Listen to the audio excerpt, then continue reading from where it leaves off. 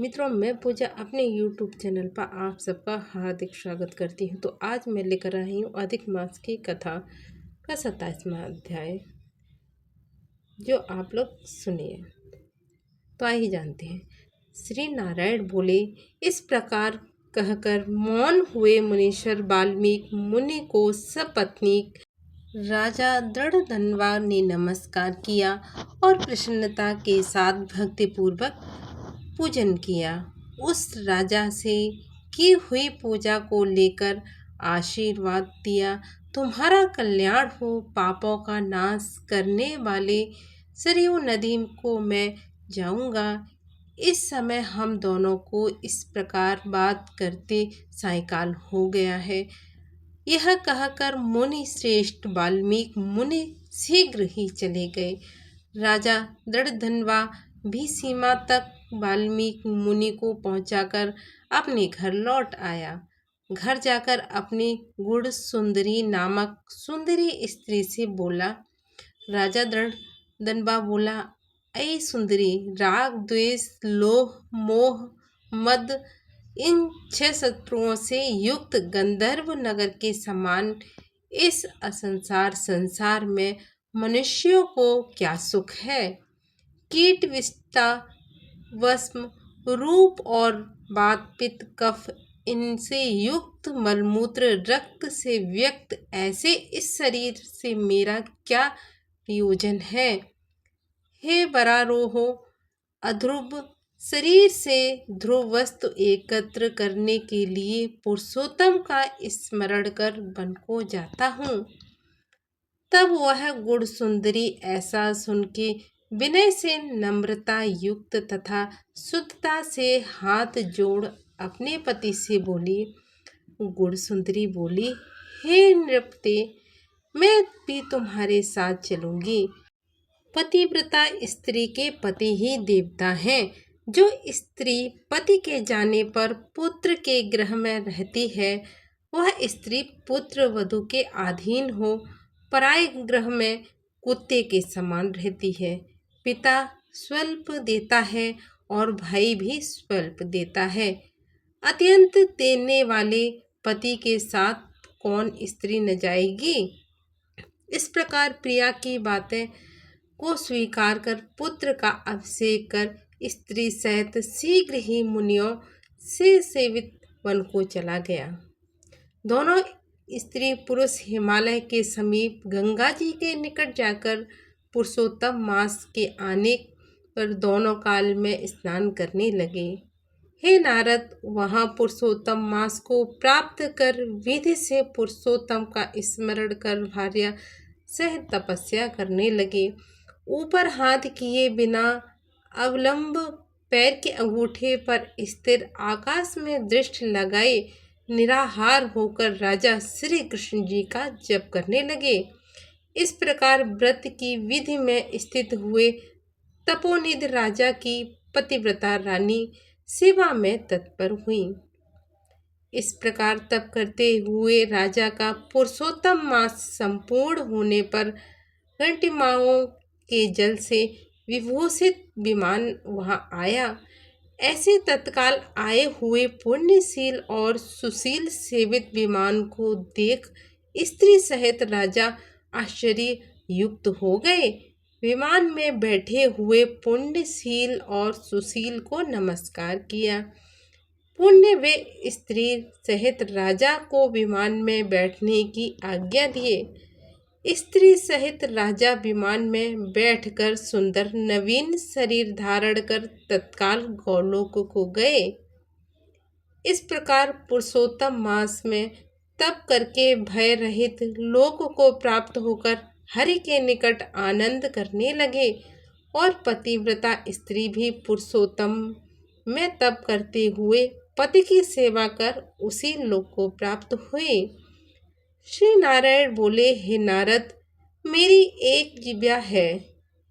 इस समय इसका वर्णन क्या करूं। इस पृथ्वी पर पुरुषोत्तम के समान कुछ भी नहीं है। सहस्त्र जन्म में तप करने से जो फल प्राप्त नहीं होता, वह फल पुरुषोत्तम के सेवन से पुरुष को प्राप्त हो जाता है।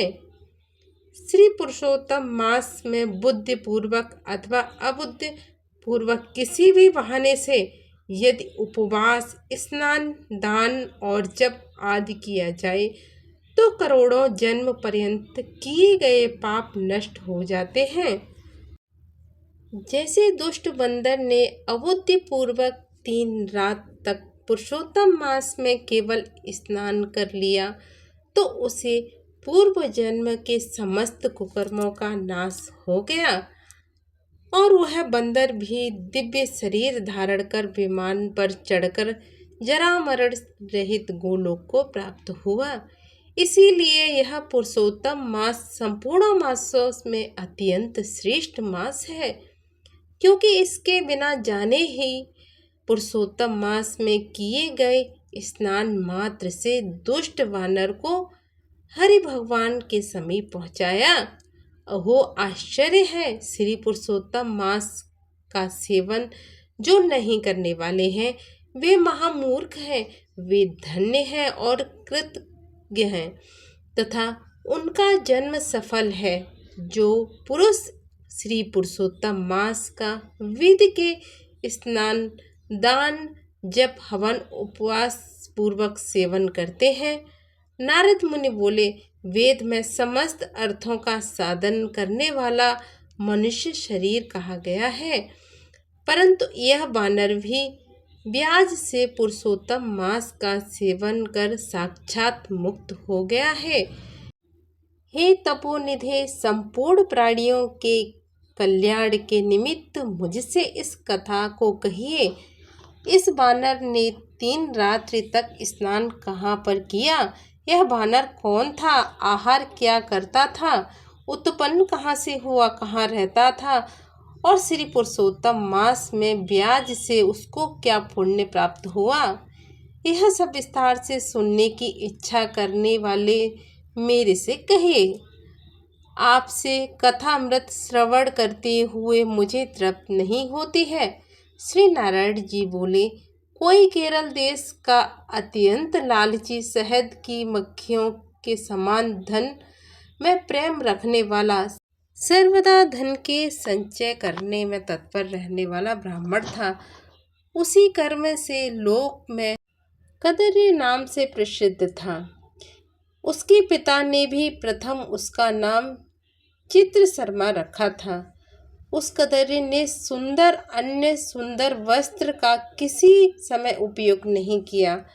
उसे कबुद्दी ने अग्नि में आहुति, पितरों का श्राद्ध भी नहीं किया, यश के लिए कुछ नहीं किया और आश्रित वर्ग का पोषण नहीं किया। अन्याय से धन को इकट्ठा किया, पृथ्वी में गाड़ दिया। माघ मास में उसने कभी तिलदान नहीं किया, कार्तिक मास में दीपदान और ब्राह्मणों को भोजन नहीं कराया, वैशाख मास में धन नहीं दिया, धान्य नहीं दिया और व्यतीत पात योग में सुवर्ण का दान नहीं किया, वैधृत योग में चांदी का दान नहीं किया और ये सब दान कभी सूर्य संक्रांति काल में नहीं दिया। चंद्र ग्रहण, सूर्य ग्रहण के समय न जप किया और न ही अग्नि में आहुति दी। सर्वत्र नेत्रों में आंसू भरकर दीन वचन कहा करता था। वर्षा, वायु, आतप से दुखित, दुबला और काले शरीर वाला वह मूर्ख सर्वदा धन के लोभ से पृथ्वी पर घूमा करता था। कोई भी इस पामर को कुछ न देता। इस तरह बार बार कहता हुआ गौ के दोहन समय तक कहीं भी ठहरने में असमर्थ था। लोक के प्राणियों के धिक्कारने से जला हुआ और उद्विग्न मन होकर घूमता था। उसका मित्र कोई वनेचर वाटिका का मालिक था। उस कदरे ने उस माली से बार बार रोते हुए अपने दुख को कहा, नगर के वासी मेरा नित्य तिरस्कार करते हैं, इसलिए उस नगर में मैं नहीं रह सकता हूँ। इस प्रकार कहते हुए उस कदरे ब्राह्मण के अत्यंत दीन वचन को सुनकर माली दयार्थ चित्त हो गया। शरण में आए हुए उस दीन ब्राह्मण पर माली ने दया कर कहा कि हे कदरे, इस समय तुम इसी वाटिका में वास करो। नगरवासियों से तिरस्कृत हुआ वह कदरे उस माली के वचन को सुनकर प्रसन्न होकर उस वाटिका में रहने लगा। नित्य उस माली के पास जाया करता और उसकी आज्ञा का पालन किया करता था। इसीलिए उस कदरे ने माली ने दृढ़ विश्वास किया और उस कदरे ने अत्यंत विश्वास होने के कारण माली ने उस कदरे ब्राह्मण को अपना छोटा सा बगीचा का मालिक बना दिया। इसके बाद उस माली ने निश्चय किया कि कदरे हमारा आदमी है, इसीलिए वाटिका की चिंता को छोड़कर राज मंदिर का सेवन किया। राजा के यहाँ उस माली को बहुत कार्य रहता था, इसीलिए वह पराधीन वश वाटिका की ओर वह कभी भी नहीं आया। वह अत्यंत दुर्लभ कदरे उस वाटिका के फलों का आनंद से अच्छी तरह से भोजन करता और लोभवश बचे हुए फलों को भेज देता। निर्भय पूर्वक उस बगीचे के फलों को बेचकर सब धन स्वयं रख लेता और जब माली पूछता तो उसके सामने वह झूठ बोल देता कि मैं नगर में फिरता फिरता भिक्षा मांगता हूँ और खाता हूँ, तुम्हारे मन की रक्षा करता हूँ। फिर भी पंछीगढ़ इस बगीचे के फलों को महीने में आकर खा जाते हैं। देखिए, मैंने कुछ खाते हुए पक्षियों को अच्छी तरह मार डाला है।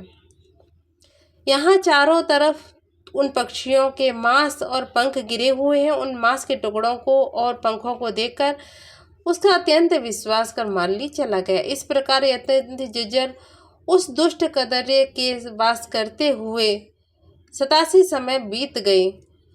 वर्ष बीत जाने के बाद वह मूढ़ वहाँ मर गया और उसको अग्नि और काष्ठ भी नहीं मिला। बिना भोगे पापों का नाश नहीं होता, ऐसा वेद में जानने वाले कहते हैं।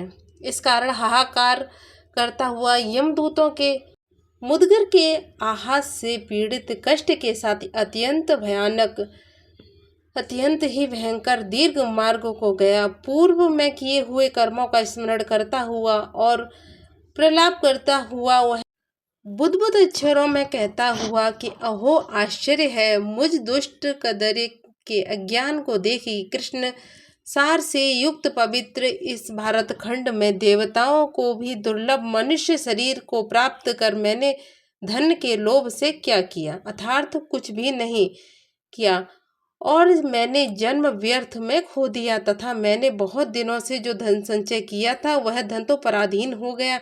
इस समय काल पास में बंधा पराधीन होकर क्या करूं? प्रथम मनुष्य शरीर को प्राप्त कर कुछ ही पुण्य कर्म नहीं किया, कुछ भी पुण्य कर्म नहीं किया, न दान दिया, न अग्नि में आहुति दी, न हिमालय की गुफा में जाकर तपस्या की। मकर के सूर्य होने पर माघ मास में न गंगा का जल सेवन किया, पुरुषोत्तम मास के अंत में 3 दिन उपवास भी नहीं किया और कार्तिक मास में तारागढ़ के रहते प्रातः स्नान नहीं किया। मैंने पुरुषार्थ को देने वाले मनुष्य शरीर को भी पुष्ट नहीं किया। आश्चर्य है, मेरा संचित धन पृथ्वी में निरर्थक गड़ा हुआ है। दुष्ट बुद्धि होने के कारण जीवन पर्यंत जीव को कष्ट दिया और मैंने जठराग्नि को भी कभी अन्न से तृप्त नहीं किया। किसी पर्व के समय भी उत्तम वस्त्र से शरीर को आच्छादित नहीं किया और न ही जाति के लोगों को, न ही बांधवों को, न स्वजनों को, न बहनों को, न दामाद को, न कन्या को, न माता पिता को, छोटे भाई को, न पतिव्रता स्त्री को, न ब्राह्मण को प्रसन्न किया। इन लोगों को एक बार मिठाई से कभी तृप्त भी नहीं किया। इस प्रकार विलाप करते हुए उस कदरे को यमदूत यमराज के समीप ले गए। उसको देखकर चित्रगुप्त ने उसके जो पाप पुण्य को देखा और अपने स्वामी धर्मराज से कहा कि हे धर्मराज, हे महाराज, इस ब्राह्मण में अधम कृपण है, धन के लोभी इस दुष्ट कदरे का कुछ भी पुण्य नहीं है। वाटिका में रहकर इसने बहुत पाप किया है, माली के साथ विश्वासघात किया, साक्षात स्वयं फलों को चुराया और जो जो पके हुए फल थे उनको खाया और जो खाने से बचे हुए फल थे उसने उसको बेच दिया। एक फलों के चोरी का पाप और दूसरा विश्वासघात का पाप। हे प्रभु, ये तो दो पाप का अत्यंत भागीदार है। नारद ऋषि बोले, इस प्रकार ब्रह्मा के पुत्र चित्रगुप्त के वचन सुनकर अत्यंत क्रोध में आ गए और धर्मराज ने कहा कि यह कंदर्य 1000 बार वानर योनि में जाए और विश्वासघात का फल इसको बाद में होवेगा। तो ये है 27वां अध्याय। इसमें जो भी मनुष्य अच्छे कर्म नहीं करता है, दूसरे के साथ विश्वासघात करता है, कोई दान नहीं करता, व्रत नहीं करता, पूजा पाठ नहीं करता और ज़्यादातर विश्वासघात किसी के साथ करता है, चोरी करता है, तो उसको अगले जन्म में ये सब कर्म भोगने पड़ते हैं। इसका पूरा निष्कर्ष यह है। तो कैसी लगी कथा? अगर आपको कथा अच्छी लगी तो प्लीज़ मेरी वीडियो को लाइक करें, चैनल को सब्सक्राइब करें, शेयर अवश्य ही करें। धन्यवाद। हर हर महादेव, हर हर महादेव, हर हर महादेव। नेक्स्ट वीडियो जानने के लिए ज़रूर से ज़रूर सब्सक्राइब कर लें। धन्यवाद।